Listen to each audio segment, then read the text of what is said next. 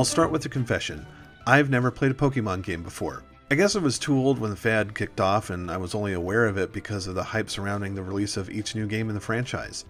It wasn't until Niantic's Pokemon Go did I let myself take an interest in the practice of tracking down and capturing strange little pocket monsters, caring for them, force them to do battle against other strange pocket monsters, and nurturing relationships with my fellow trainers. For me, it helps that Pokemon Let's Go borrows a lot of mechanics from the mobile game. It may not be what hardcore fans of the franchise are looking for, but for what it's worth, Pokemon Let's Go is the perfect entry point for those newly introduced to this cultural phenomenon. From what I can tell, Pokemon Let's Go is a remake of sorts of Pokemon Red and Blue. Set in the Kanto region, one of the numerous areas that make up the Pokemon world, you'll interact with the first 151 Pokemon and their evolved forms featured in later games, all in the name of becoming an illustrious Pokemon League champion. Only then will you be remotely strong enough to take on the high-ranking masters known as the Elite Four.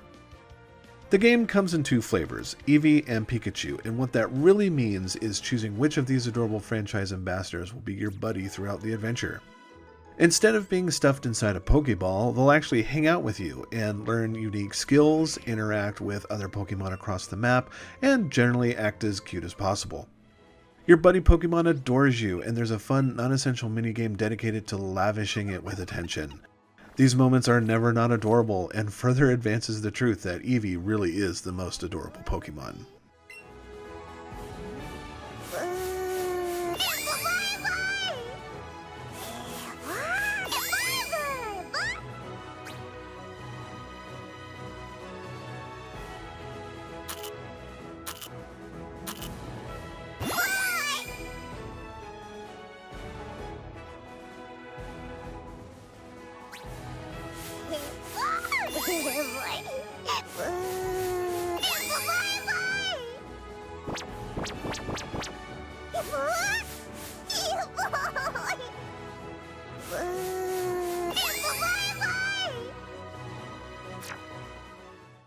To become a Pokemon League champion, you'll need to challenge gym leaders stationed in different cities.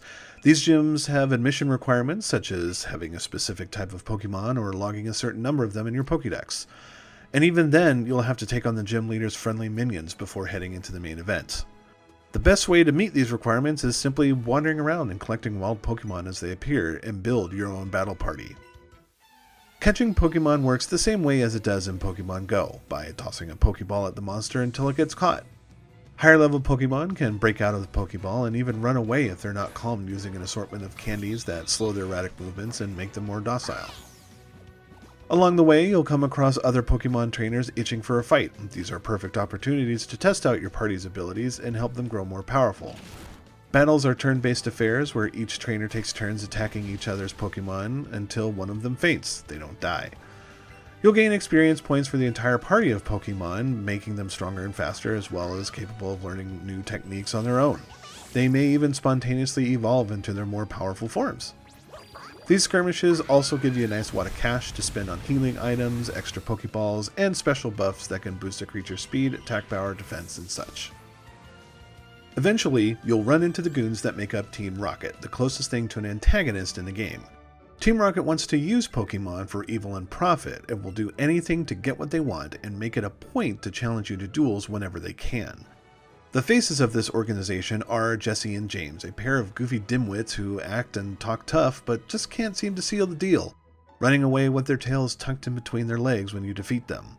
They pop up occasionally, often to fight, but sometimes just to give you a wink and a nudge towards your next objective. Pokemon Let's Go features some fun interconnectivity with Pokemon Go. One of them is the new Pokeball Plus, a peripheral similar to the Pokemon Go Plus, a small gadget that allows you to spin Pokestops and catch Pokemon without having to use your phone. It has the same function as the Go Plus, but makes more of a fashion statement because it's modeled after the in-game Pokeball. Transferring a Pokemon from the game to the ball lets you take that creature out with you on your outdoor adventures, giving it a substantial experience boost and rare candies. Another feature is the ability to bring your Pokemon Go monsters into Pokemon Let's Go via the Go Parks in Fuchsia City, a sort of wild animal safari park.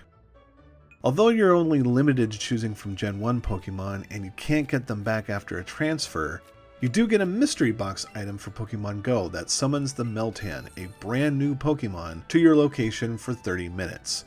You'll need these mystery boxes because it takes about 400 candies to evolve the Meltan to its evolved form. For what is ostensibly my first console-based Pokemon adventure, I really like Pokemon Let's Go. It doesn't require a whole lot of commitment, and it lends itself to a fun and comfortable style of pick up and play. It can also be enjoyed with friends who can join your game with their own Pokemon simply by turning on the second Joy-Con. I appreciate the use of the Pokemon Go's mechanics because it's a great way to ensure that first-time players like myself have an easy time making their transition to a game with a little more depth. Oh, did I mention the game is beautiful? From the great musical score to the colorful visuals and awesome effects, Pokemon Let's Go looks fantastic, and the battle animations add a nice bit of flair to the numerous battles you'll experience. At this point, I'm definitely interested in trying out the core Pokemon game that's to be released in 2019. I hope you enjoyed this review of Pokemon Let's Go. Thanks for watching, and I'll see you next time.